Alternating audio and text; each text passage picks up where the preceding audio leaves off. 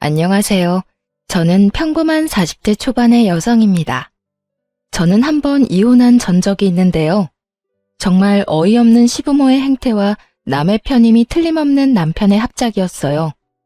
처음에는 시댁 때문에 스트레스를 많이 받았지만 뒤로 갈수록 남편에게 더 큰 배신감을 느껴야 했죠. 오늘은 그에 대한 이야기를 해보려 합니다. 남편과 저는 같은 직장에서 만났어요. 이름만 대면 아는 대기업에서 만나 사랑을 나누었으니 남들은 시집 잘 간다고 축하해주기도 했어요. 저는 원래 시골에서 나고 자랐는데 대학을 서울로 오면서 대기업에 취직한 케이스였어요. 당연히 저희 부모님은 시골에 계셨고요. 남들은 시골에서 올라왔다고 하면 부모가 농사 짓는다고 생각하며 힘들게 살았을 거라고 생각하지만 사실 저는 그런 생활과는 거리가 멀었어요. 할아버지 때부터 저희 집안은 동네 유지였고 땅과 건물을 여럿 가지고 있는 알부자였거든요. 아버지는 심지어 농사 짓는 분도 아니셨어요. 도시 쪽에 얻은 부동산으로 임대 수익을 얻으며 생활하셨거든요. 그래서 어린 시절부터 가난하게 살지는 않았어요. 다만 부모님 두 분 다 알뜰한 분들이라 허투루 돈을 쓰신 적은 거의 없었어요. 아버지도 자잘하게 돈을 쓰는 일은 거의 없으셨고 한 번 돈을 쓸 때는 통 크게 쓰는 편이었어요. 딸, 돈을 쓸 때는 말이다. 무조건 남들이 우와 하고 감탄할 만큼 써야 해. 그리고 쓰지 않을 때는 악착같이 아껴야 하고 왜인지 알겠어?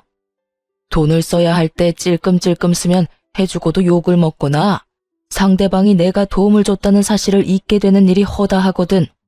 그러니까 절대로 돈 쓸 때는 아끼지 말거라. 그리고 상대방이 나를 무시하는 것처럼 보일 때도 큰 돈을 써서 내가 쉬운 인간이 아니라는 걸 보여줘야 한다. 선수 필승, 그거야 그거. 그게 아버지의 입버릇이었어요. 돈을 쓰려면 남들이 다 감탄할 만큼 크게 쓰고 쓰지 않을 때는 악착같이 아끼라는 거요. 여하튼 그런 부모님 밑에서 자라 서울에 올라오니 참으로 부드럽고 나긋나긋한 남자들이 많더군요. 남편은 그런 면에서 탁월한 사람이었어요. 착실하고 순한 사람이었죠. 저는 순한 사람은 아니었어요. 부모님의 가르침 덕분에 기가 세고 크게 외부의 자극에 흔들림 없는 어른으로 컸거든요. 그런 제게 남편의 그 상냥함은 정말 별 3개였어요. 그래서 더 끌렸던 건지도 모르죠. 그런 성격이 어디서 나온 건지 알았더라면 분명 이렇게까지 끌리지 못했을 거예요. 하지만 사랑이라는 게 그렇잖아요. 사람을 눈 멀게 만드는 것이니까요. 그렇게 남편은 제게 결혼에 대해 진지하게 이야기했고 저도 결혼을 긍정적으로 생각하기로 했어요. 그렇게 저희는 드디어 상견례를 하게 됐어요. 아유, 멀리서 오시느라 고생하셨어요. 그래도 깡촌에 있다가 도시 오니까 볼 것 많아서 좋으시죠? 있는 동안 관광이라도 많이 하고 가세요. 시골에서는 이런 거 볼 일도 없을 거잖아요. 안 그래요? 그 말에 기분이 확 나빠졌어요. 깡촌과 시골이라는 말을 하며 은근히 지방 사는 부모님을 무시하는 것 같은 기분이 들었거든요. 게다가 친정 부모님을 앞에 두고도 머리끝부터 발끝까지 훑어 내려가며 두 분의 차림을 확인하는 것 같은 눈길도 마음에 안 들었어요. 그리고 그분들의 눈이 저희 어머니가 가진 명품 가방에 눈길을 주더군요. 어머니는 명품을 좋아하시지 않지만 딱 하나 어디 중요한 날에 들려고 사두신 것인데 그걸 보고 이번에는 시모가 말했어요. 사부인, 제가 이런 말 하는 거 너무 고깝게 듣지 마세요. 그런데 아무래도 이건 좀 아니라서 도시에서 이렇게 가짜 가방을 메고 다니면 사람들이 흉을 봐요. 비싼 거 흉내내서 들고 다니려고 하지 말고 사부인한테 맞는 걸 들고 다니세요. 아니면 교양 없는 사람들이 꼭 한 소리 한다니까요. 제가 어머니를 매장에 직접 모시고 가서 산 가방이었는데 마치 짝퉁이라고 확신하는 시모의 발언은 그야말로 본인 말대로 교양 없이 느껴졌어요. 그 와중에 저와 남편은 그 사이에 끼어들지도 못하고 당황한 모습으로 조마조마하게 그 모습을 지켜볼 뿐이었어요. 그때 저희 아버지가 그러더군요.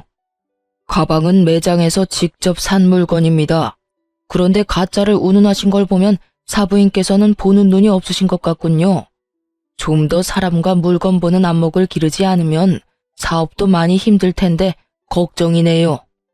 무시하는 발언에 걱정과 비난을 섞은 말로 응수하는 아버지였어요. 보는 제가 다 조마조마했죠. 심지어 아버지 표정은 너무 평온해서 기분이 나쁜 건지 안 나쁜 건지도 모르겠더라고요. 그게 진짜 물건이라고요?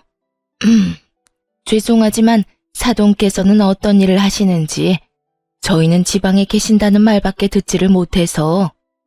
제가 남편을 째려봤죠. 분명히 제가 아버지가 무슨 일을 하는지 알려드렸는데 남편이 이야기를 제대로 하지 않았다고 생각할 수밖에 없잖아요. 그러자 남편이 화들짝 놀라며 시모에게 다급히 말하더군요. 어머니, 제가 저번에 부동산 임대업 하신다고 말씀드렸잖아요. 바쁜 날 말씀드려서 깜빡하신 모양이네요. 장인어른께서는 지방에 땅과 건물을 가지고 계세요. 그제야 시모가 고개를 끄덕이며 새삼스러운 눈빛으로 저희 친정 부모님을 쳐다보더군요. 아무것도 없는 깡촌에서 농사 짓다가 올라오신 분이 아니라는 걸 알아서인지 이내 생긋 웃더라고요.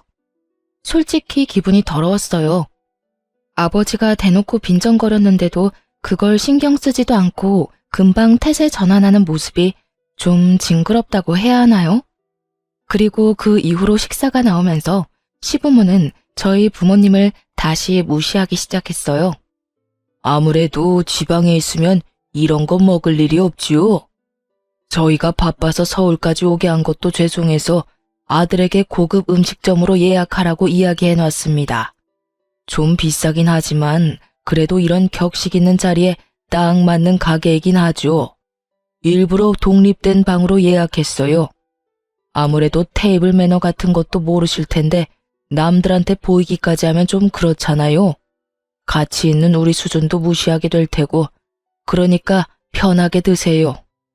말투는 굉장히 격식이 있는 것처럼 보였는데 실상 말을 뜯어보면 대놓고 저희 가족을 무시하는 발언을 교묘하게 섞어서 말을 하고 있더군요.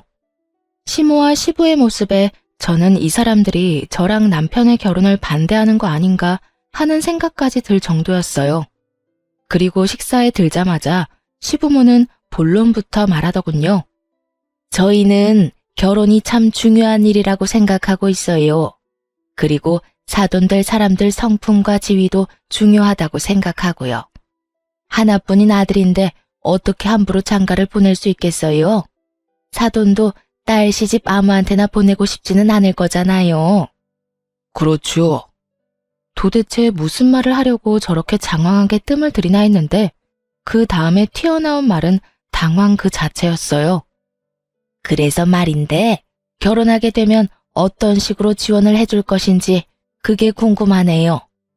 저희 아들이 이런 말하면 제 얼굴에 금칠하는 것처럼 보이겠지만 정말로 어딜 가서 빠지는 얼굴도 아니고 직장도 대기업으로 아주 좋잖아요. 그리고 무엇보다 성격도 어찌나 착한지 이런 우량 물건 데려가시려면 그에 상응하는 무언가가 오고 가야 하는 게 정상이 아닐까 하는 생각이 들어서요. 시모 말은 우리가 내거는 조건에 따라 결혼을 승낙할지 말지 결정하겠다는 뉘앙스였어요. 나를 잡기 위해 상견례를 하는 줄 알았는데 결혼을 시킬지 말지도 아직 결정 못했다는 시모 말에 저는 눈앞이 하얘졌습니다.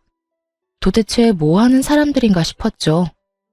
그래서 사부인께서는 어떤 조건을 원하시는지 저희도 저희 딸이 어디 한 군데 빠진다는 생각은 안 합니다. 이만하면 얼굴도 예쁘고 아직 젊기도 하고 직장도 좋죠.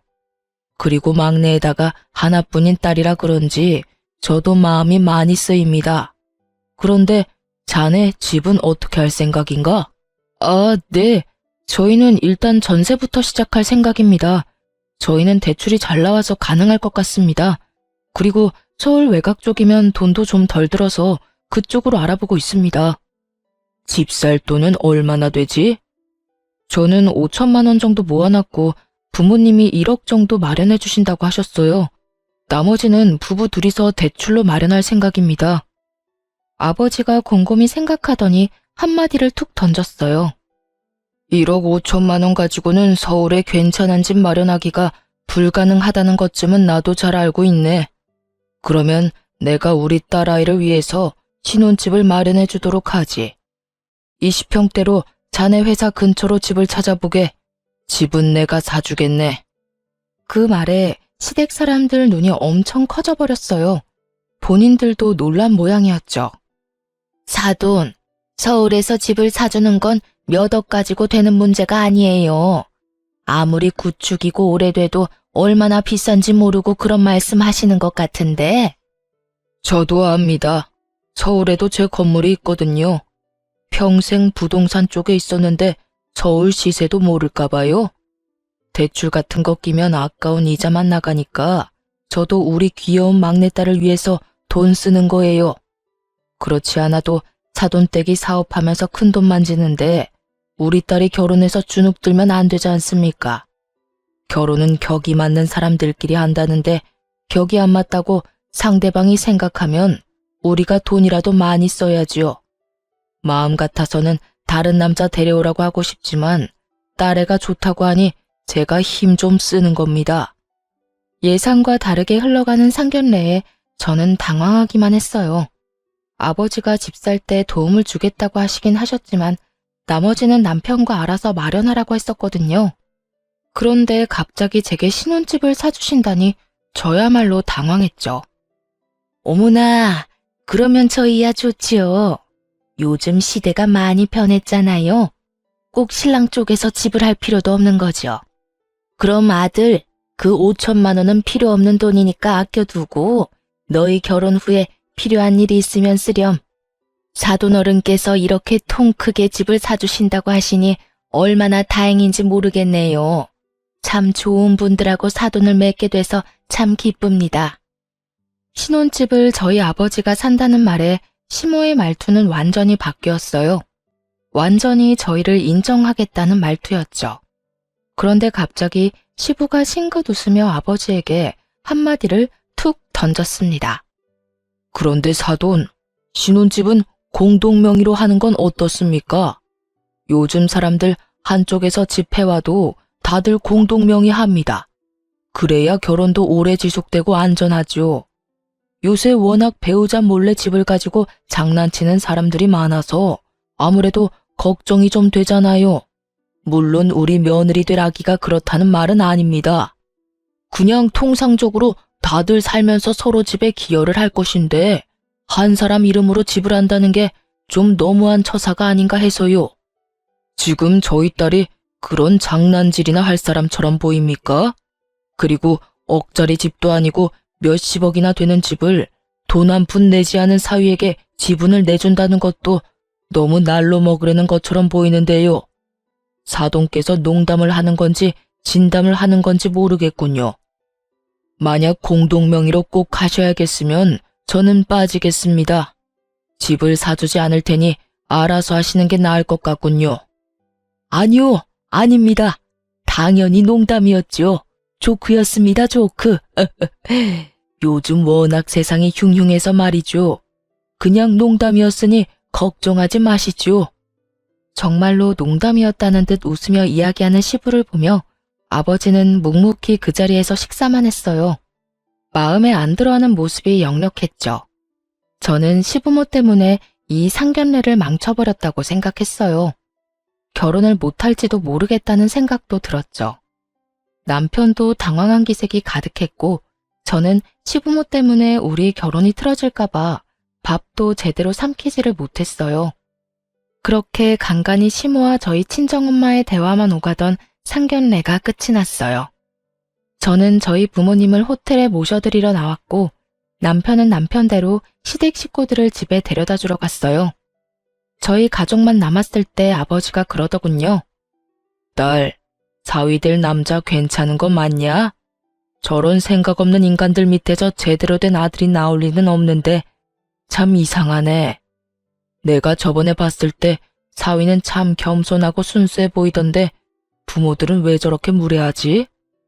나도 저번에 시댁에 인사드리러 갔을 때는 저 정도가 아니었어요. 상견례라고 힘 좀 주셨나? 근데 아빠, 집을 사준다니 그거 엄마랑 이야기된 거 맞아요? 옆에 있던 친정엄마는 고개를 절레절레 저었어요. 아버지가 그 자리에서 즉흥적으로 한 말이라는 거였죠. 서울 집값 장난 아니에요. 아버지 가지고 있는 건물까지 팔아야 할 텐데. 딸, 사람이 죽으면 가지고 가지도 못하는 게 재산이다. 너 그런 집에서 돈도 없이 들어가면 얼마나 구박받겠냐? 딱 봐도 인상 좋은 사람들은 아니잖아. 그러니까 초반에 저 기세를 꽉 눌러야 해. 그나마 이 아비가 뼈 빠지게 벌어놓은 돈이 있으니 그걸로 크게 한 대 후려치고 시작하는 거지. 그렇다고 해서 그 큰 돈을... 그것보다 더 중요한 게 있어. 너 절대로 네 남편한테 공동명의 해주지 마라. 네 남편이 괜찮은 사람이라고 해서 저 사돈들이 괜찮은 사람인 건 아니잖아. 아까 돈 한 푼 안 낼 거면서 공동명의 이야기하는 거 봤냐? 농담이라고는 했지만 농담은 아니었을걸? 내가 신혼집 해주겠다는 말 듣고 억울하고 생각했을지도 모르지. 딸이 원하는 건 다 들어주는 딸바보라고 생각했을지도 모르고. 그런 인간들은 나중에 뒤로 무슨 짓을 하는지 알 수 없는 거야. 내가 젊을 때 사기 많이 당해봤잖아. 그러니까 첫째도 의심, 둘째도 의심이야. 알았어? 서울에 대학을 갈 때부터 아버지의 입버릇은 모든 것을 의심하라는 거였어요. 사실 그 덕에 범죄 피해를 잘 빠져나갈 수 있긴 했죠. 서울이 이상한 곳이라기보다는 엄청난 사람이 여기저기서 몰려오니 확률적으로 범죄를 맞닥뜨릴 일도 많다는 거거든요. 게다가 일거수일투족이 다 소문나는 시골과 달리 서울이라는 곳이 워낙 크고 이웃 간에 가깝지 않은 곳이기도 하니까요. 그래도 아버지가 결혼을 하지 말라고 하지 않은 건 남편의 착한 모습 때문이었을 거예요. 그렇게 저희는 결혼을 할 수 있게 됐죠. 결혼을 하고 시댁에 갈 일은 많지 않았어요.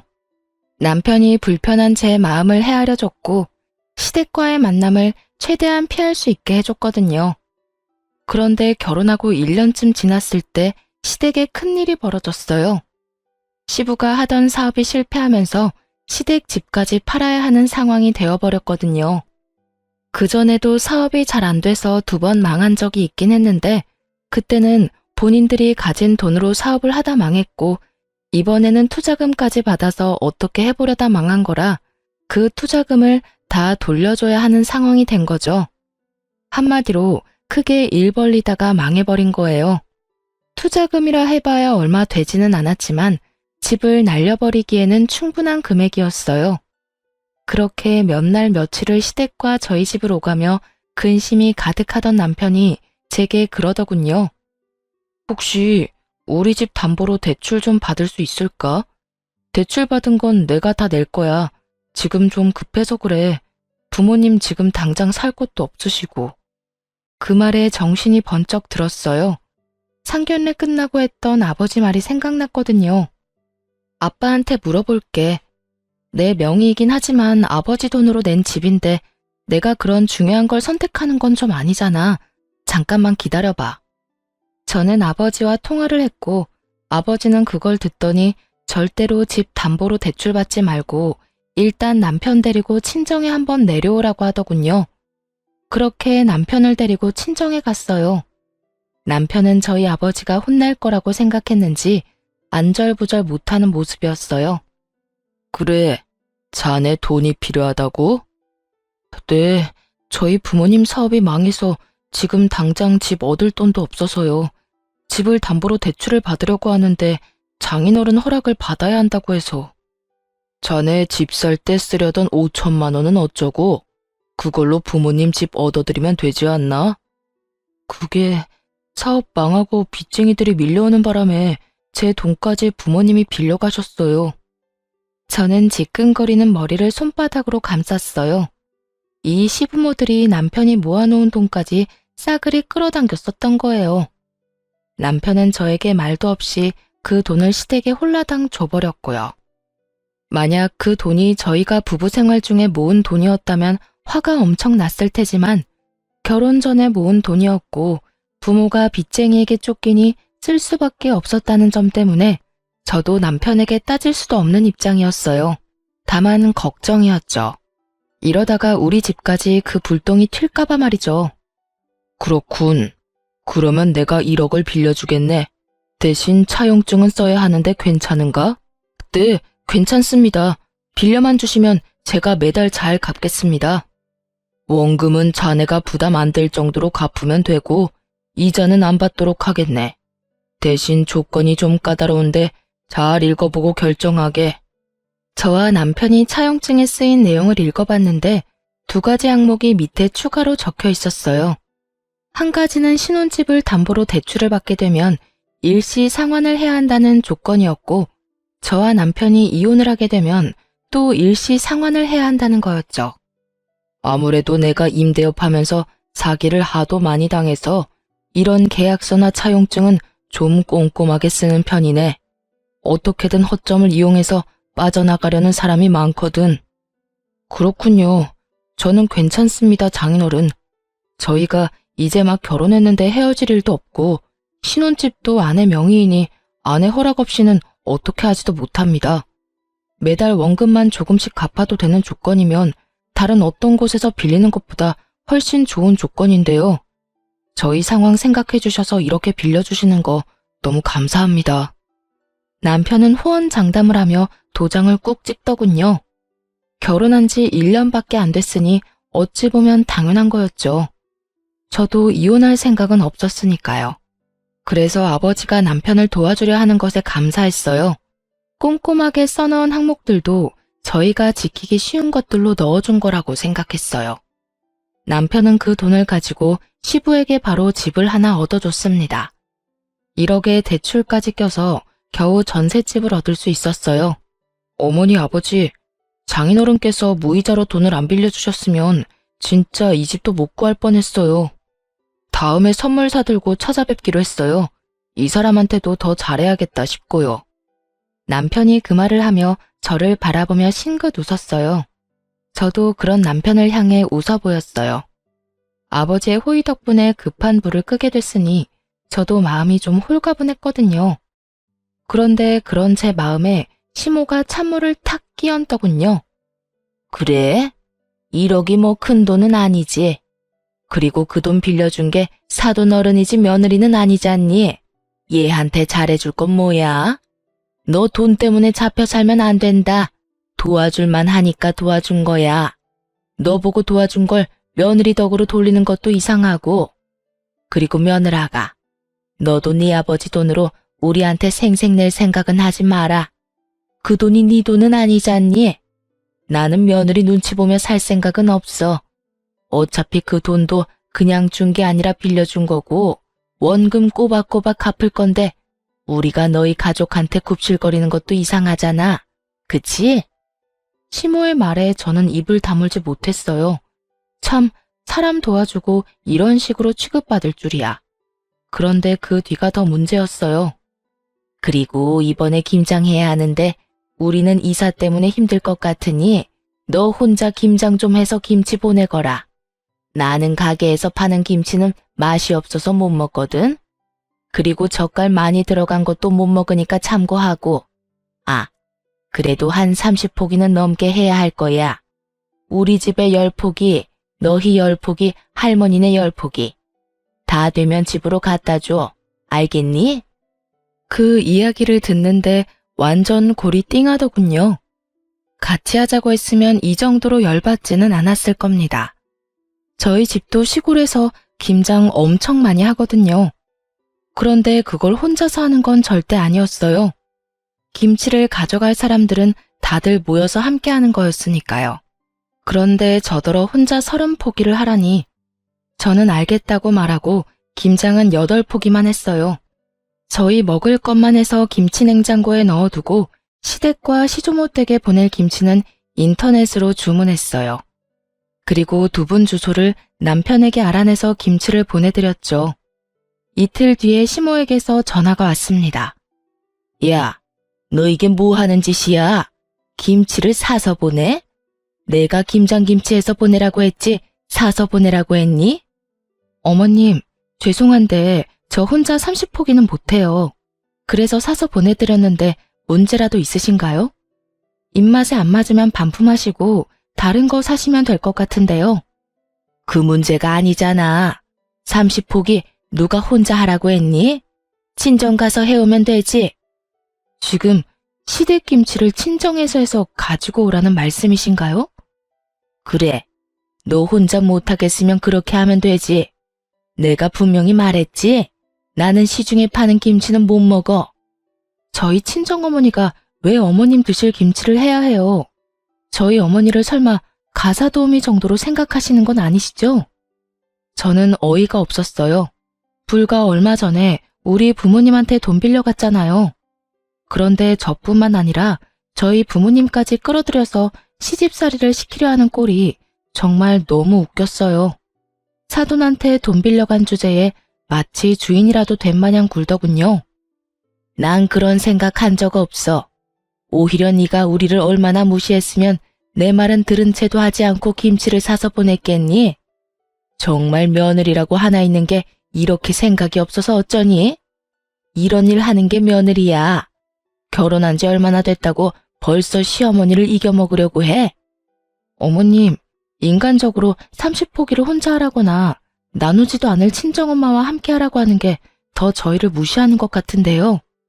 김치는 보냈고 마음에 안 드시면 반품하고 이번에는 어머님이 직접 주문해서 드세요. 요즘 파는 김치도 맛있게 잘 나와요. 그리고 요즘 세상에 며느리가 시댁 일꾼이라고 생각하는 것도 진짜 구식인 건 아시죠? 저는 그렇게 이야기하고 전화를 뚝 끊었어요. 시모가 열받았는지 남편에게 전화해서 난리를 쳤더라고요. 그날 저녁에 남편이 저희 집에 와서 그러더라고요. 여보, 도대체 어머니랑 무슨 일이 있었길래 어머니가 그렇게 화가 나셨어? 어머님이 나더러 김치 30포기를 혼자서 하라고 하더라고. 그래서 우리 먹을 8포기만 하고 어머님 보낼 김치는 인터넷에서 사서 보내드렸지. 이 일에 어디에서 화를 내는지 모르겠네. 우리 엄마 입이 좀 까다로우셔서 시중에 파는 김치는 못 드시는데 웬만하면 김치에서 갖다 드리지 그랬어. 남편의 이야기에 저는 화가 났어요. 그러면 김장을 같이 하자고 말씀하셨어야지. 나 혼자 30포기를 어떻게 하라는 말인데? 그럼 당신이 나랑 같이 김장할래? 그리고 어머님이 우리 친정엄마까지 끌어들였다고. 장모님을? 그래. 30포기 혼자 하기 힘들어서 안 했다니까. 그러면 친정엄마랑 같이 해서 보내야 했던 거 아니냐고. 우리 엄마가 식모야? 김치 만들어서 시어머니한테 갖다 바치는 게 말이 되냐고. 이참에 이야기할게. 당신 어머님한테 이야기 좀 해. 제발 상식적으로 행동하시라고. 내가 당신한테 이런 이야기 하는 거 싫은데 부모님 그 집도 우리 아버지한테 빌린 돈으로 마련한 거잖아. 그러면 적어도 우리 부모님은 건드리지 말아야지. 제 말에 남편은 우물쭈물 쩔쩔매며 아무 말도 못하더군요. 겨우 시어머니에게 이야기해보겠다는 말을 들었을 뿐이죠. 그런데 며칠 뒤 더 경악할 만한 일이 벌어졌어요. 시모는 제 상상을 뛰어넘는 뻔뻔함을 지녔더라고요. 돈 1억을 남편이 빌려갔는데 저희 어머니에게 전화해서 돈을 더 요구했다고 하더군요. 예, 너희 시어머니 진짜 너무한다. 우리더러 돈 많으니 돈 좀 더 달라며 돈 맡겨놓은 사람처럼 떼를 쓰는데 아휴, 내가 정신이 없어서 너희 아버지 바꿔줬더니 너희 아버지랑 싸우고 난리가 났어 얘. 저는 정신이 아득해지는 걸 느꼈어요.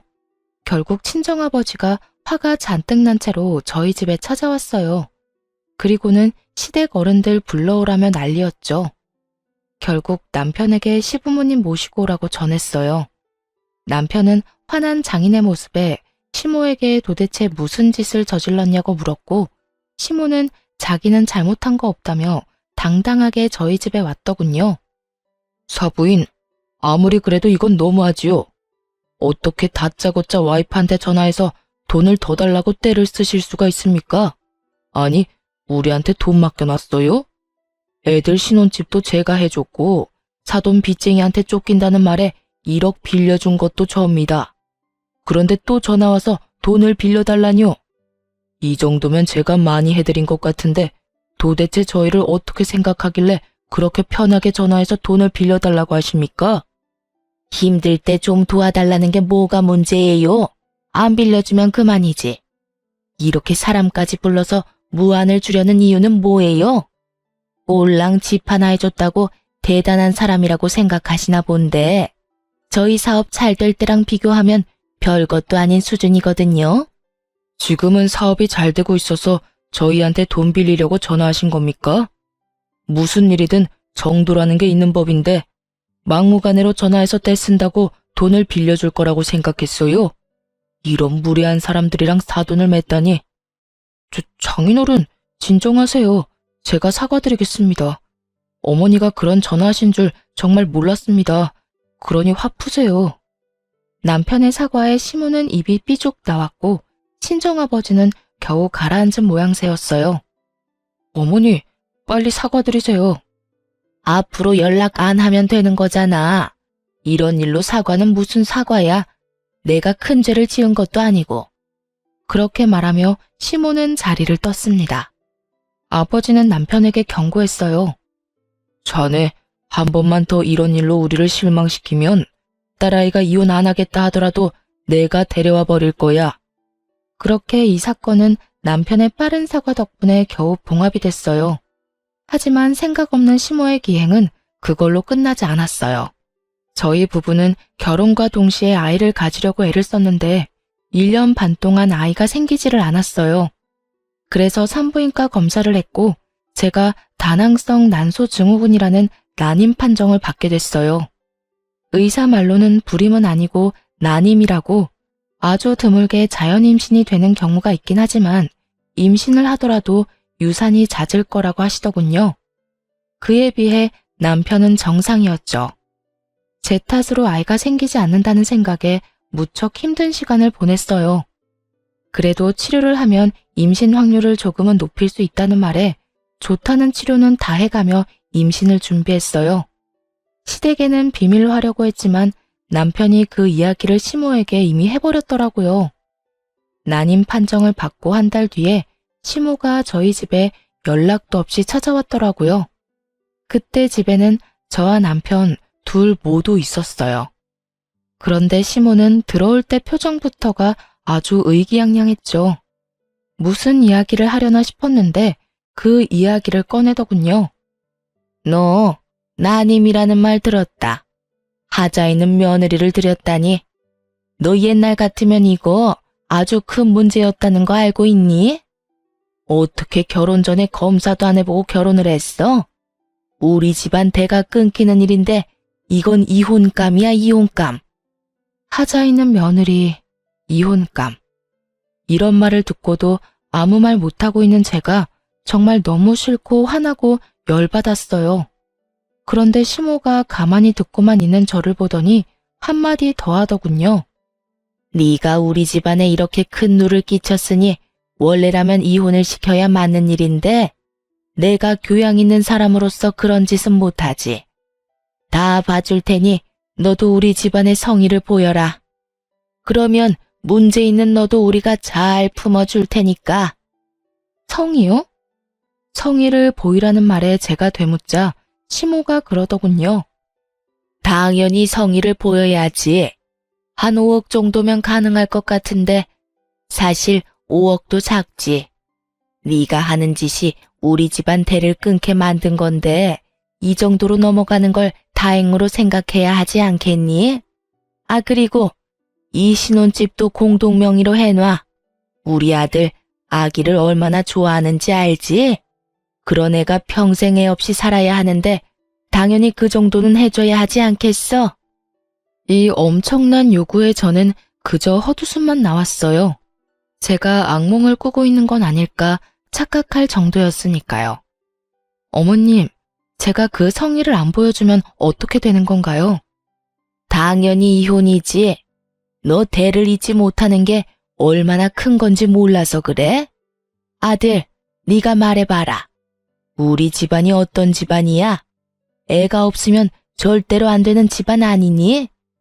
당장 네 할아버지부터가 당장 이혼하라고 난리 날 거다. 당신 어머님 말에 동의하는 거야? 저는 허수아비처럼 서 있던 남편에게 물어봤어요. 어? 시모의 눈치를 보던 남편이 한참 망설이다 한마디 했어요. 나도 그렇게 생각해. 형제가 있는 것도 아니고 남자는 나뿐인데. 게다가 나는 엄마 말처럼 애 좋아하고 애가 있었으면 좋겠거든. 들었지? 이거 봐. 네 남편조차도 그렇게 생각하잖니. 그래서 이혼하자는 말이야? 어? 그건 아니고 엄마 말대로 해주면 그냥 살아도 되고. 정말 복장 터진다는 말이 무슨 말인지 그제야 알겠더군요. 답답해서 돌아버리겠더라고요. 이 사람이 이렇게까지 우유부단했나 싶은 생각과 도대체 시모가 어떻게 사람을 구워 삶아서 이런 말을 하는 걸까 궁금할 정도였죠. 그래, 이혼이 웬 말이니? 그냥 성의만 보여주면 넘어가 준다니까. 딱 봐도 임신이 되고 안 되고가 문제인 게 아니었어요. 저 성이라는 말로 포장된 돈이 갖고 싶을 뿐인 거였죠. 그런데 정말 열받는 건 시모의 그런 얄팍한 생각에 남편 놈도 동의를 하고 있다는 거였어요. 애가 좋아서 저와 이혼을 하고 다른 여자를 만나고 싶었다면 그냥 이혼을 하면 되는 일이었죠. 그런데 그런 말을 하면서 이혼은 안 하고 그냥 살자니 돈 때문인 게 너무 티가 나잖아요. 남편의 그 모습이 저에게는 정말로 의외였어요. 여태껏 워낙 착한 모습을 보여왔으니까. 남편이 변한 건지 남편이 시모에게 가스라이팅을 당한 건지 감이 오지 않더군요. 시모에게는 원래부터 좋은 감정이 없었지만 남편에게는 처음으로 분노와 배신감을 느끼게 됐어요. 그리고 이쯤 되니 그냥 다 포기해버리고 싶었어요. 이혼한다 해도 저한테 불리할 건 전혀 없으니까요.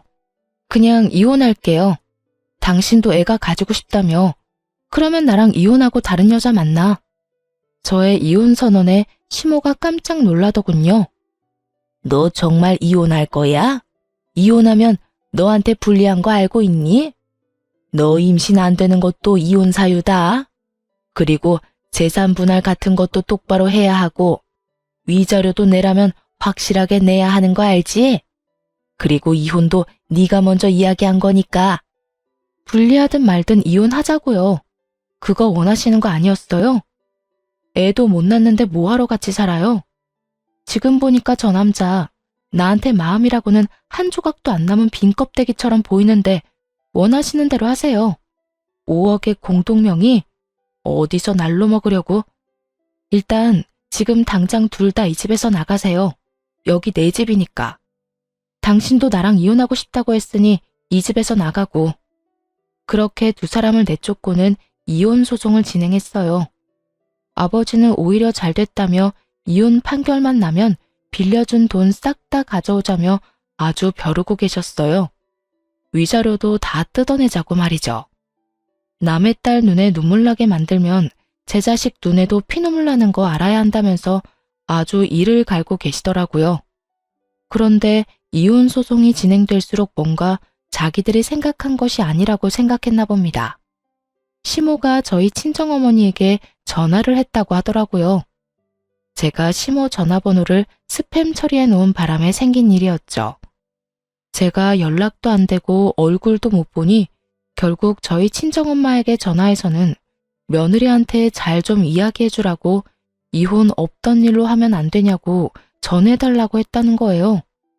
정말 뻔뻔하기가 대단한 사람들이야.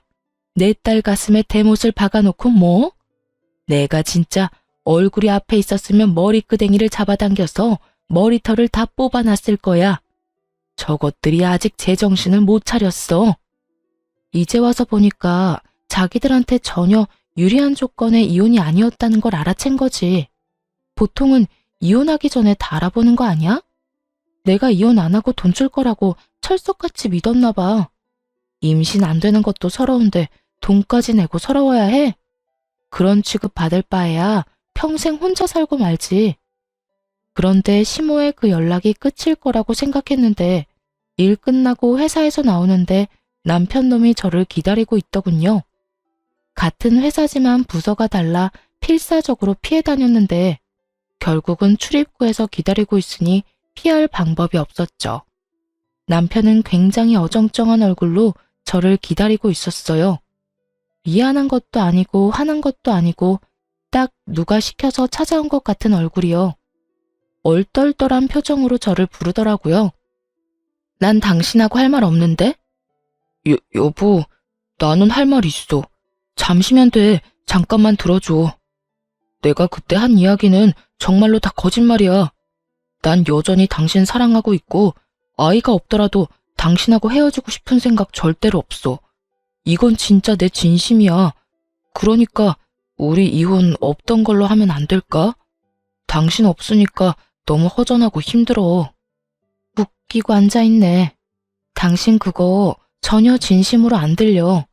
그런 말 하고 싶었으면 내가 어머님한테 그런 취급 받았을 때 했어야지. 이혼 이야기 나오기 전에 했었어야 맞는 거지. 그랬으면 난 당신 하나 바라보면서 혼인관계 유지했을 거야. 그런데 너 뭐라 그랬냐? 그때 진짜 얼토당토 않은 말도 안 되는 말 짓거렸지? 미친놈. 오늘 이렇게 찾아와서 이야기하는 것도 그래. 딱 보니 답 나오네. 어머님이 그렇게 말하라고 시켰지? 제 말에 남편놈이 아무 말 못하고 고개를 숙여 제 눈을 피하더군요. 침묵은 긍정이라는 말이 있죠. 아무 말 못하는 남편놈을 보니 감이 오더라고요. 저는 남편을 앞에 두고 시모에게 전화를 걸었어요. 어머님, 아들 반품한 거 취소 안 할 거예요. 반품하라고 한 것도 어머님이면서 왜 다시 돌려주려고 하세요? 그러지 마세요. 이미 애착 같은 거 없어요. 이혼소송 불리하게 진행되는 것 같아서 속상하신 건 알겠는데 그러게 왜 처음부터 알아보지도 않고 일을 진행해서 이렇게 후회할 짓을 만들었어요? 어쨌든 이런 식으로 저희 부모님한테 연락하거나 이 인간 이용해서 이혼 번복하려고 하지 마세요. 저는 이혼 꼭 할 거니까요. 며느라가, 아가, 내 말 좀 들어봐라. 나는 당연히 결혼을 했으니 재산 분할이 조금이라도 될 줄 알았어. 그런데 혼인 기간이 짧으면 그게 인정이 안 될 가능성이 높다네. 그리고 나는 차용증에 대해서 제대로 몰랐지 않니? 그런 항목이 있었으면 절대로 이혼 이야기도 안 꺼냈을 거야. 이혼하면 빌린 돈을 무조건 갚아야 한다는 조건이라니 너무하지 않니? 아무리 그래도 우리 사정도 봐줘야지. 어떻게 지금 당장 1억을 어디서 구해? 그건 그쪽 사정이고요. 아주 호언장담을 하면서 도장을 찍은 건 남편이고 그 호언장담도 깨가며 이혼 원한 것도 남편이거든요. 이혼 등 떠민 건 어머니고요. 그래, 그건 나도 인정하마. 하지만 그런 조건에 대해 상세하게 이야기 안 해준 네 잘못도 있지. 애는 없어도 된다. 얘야, 그러니까 이혼만은 좀 어떻게 안 되겠니? 나는 이혼 안 하는 게 훨씬 좋은 것 같아. 왜요? 저는 하는 게 좋을 것 같은데요. 난임이라는 거 하나만으로 저를 하자 있는 인간으로 몰아서 친정의 돈까지 뜯어내려고 하더니 결국 가지고 있는 모든 걸 잃으셨네요. 그냥 가만히 아들 부부 놔뒀으면 그래도 빌린 돈은 보전할 수 있었을 텐데. 저희 이혼하게 만드신 것도 모자라서 사람 약점 가지고 뒤흔든 고약한 마음씨 잘 봤어요. 그래도 결혼 초반에 알게 돼서 천만다행이에요. 잘못했으면 저도 못 빠져나올 뻔했으니까요. 앞으로 연락하지 마세요. 연락하면 스토커로 신고할 거예요. 그리고 이 인간 시켜서 말 전하게 하지도 말고요. 저 이미 이 사람한테 정 다 떨어졌어요.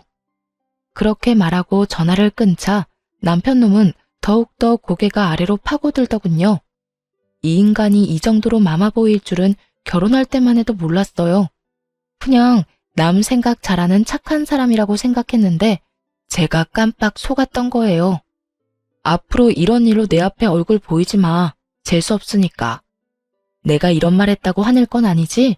너 딱 재수없게 행동했잖아. 애가 가지고 싶어서 이혼을 하고 싶어? 입에 침이라도 바르고 거짓말을 해. 부모 말 그대로 전달하는 앵무새 같은 인간아. 너 같은 마마보이하고 결혼한 게 내 인생의 유일한 오점이야. 그렇게 쏘아붙이고 뒤도 돌아보지 않고 남편을 내버려 두고 나왔어요. 그리고 이혼 판결 나고 저는 직장 지인들에게 이혼 사실을 알렸어요. 결국 난임을 이유로 이혼까지 요구했다는 게 소문나기 시작하면서 남편의 회사 내 입지도 확 줄어들어 버렸죠. 평판까지 나빠지게 됐고요.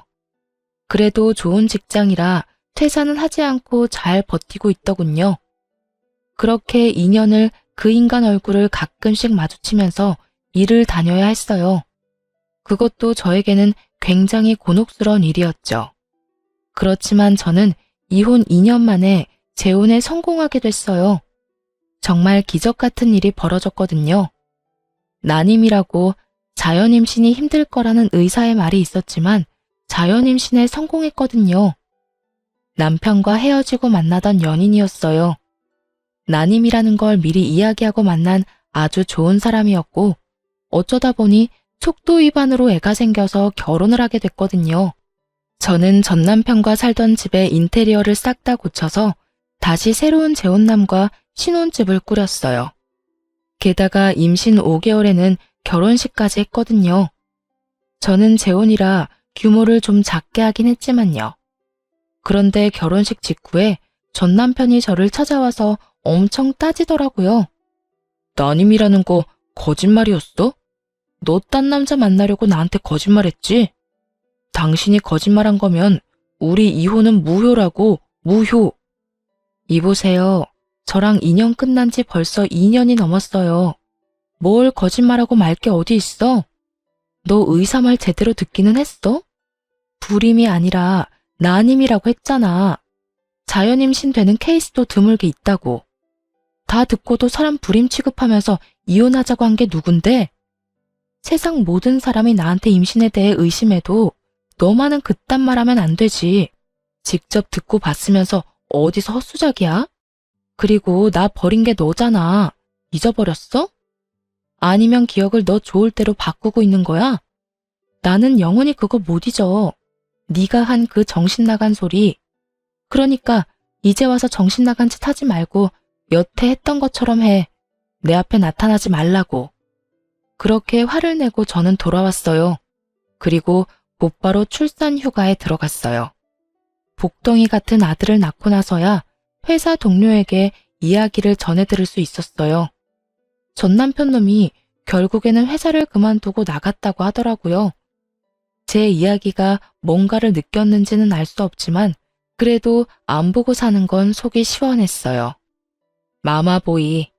말로만 들었던 충격적인 사람들은 애초부터 거르는 게 맞는 것 같아요. 사람 착해 보이는 모습으로 눈을 속일 수 있으니 글 읽고 계신 분들도 주의를 기울이시는 게 좋을 거예요. 정말 처음에는 아주 감쪽 같은 정상인처럼 보이거든요. 어쨌든 저는 외동아들 키우며 힘들지만 즐거운 날들을 보내고 있어요. 애를 키우면 엄청 힘든데 그 힘든 일들이 전 남편과의 결혼 기간에 비하면 훨씬 수월하더라고요. 앞으로도 재혼한 남편과 아이와 행복하게 지낼 거예요. 푸념 같은 저의 긴 글 읽어주셔서 감사합니다.